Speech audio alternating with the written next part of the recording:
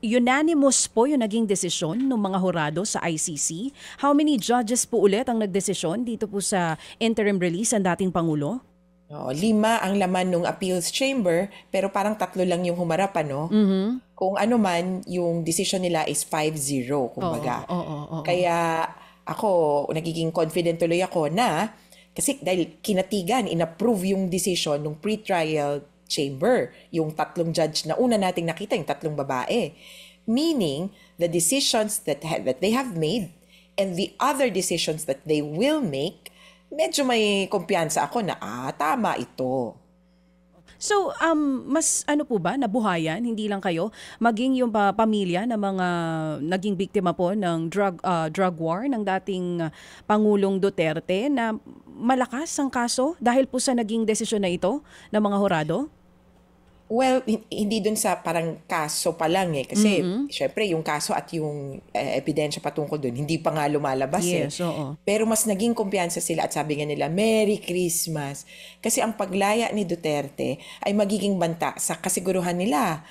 Kung nakalaya yan, ang iniisip nila, naku, kaya kaming huntingin isa-isa niyan. Lalo na merong impormasyon na naging available na sa kanila. Pangalan ng mga witnesses, pangalan ng mga biktima na subject of the case. Kasi may 49 incidents ng tinukoy na kadikit daw nung kaso. Yung 49 incidents na yon, sila ang may alam kung sino-sino. Yung 24 dun sa 49, sa Davao nangyari.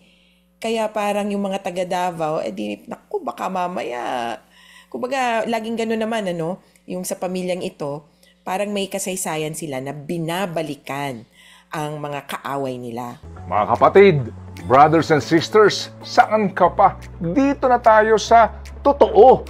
Dito na tayo sa True FM. Mga kapatid, mag-subscribe and follow po kayo sa social media accounts ng True Network PH. Yan po kami, hanapin nyo lang True Network PH, Facebook, Instagram, YouTube, TikTok, and podcast. Mapa Apple or Spotify man yan, mahahanap nyo kami. Lahat ng mga napapanood at napapakinggan nyo po sa programa, nasa social media accounts namin yan. So, paano mga kapatid? See you sa social media!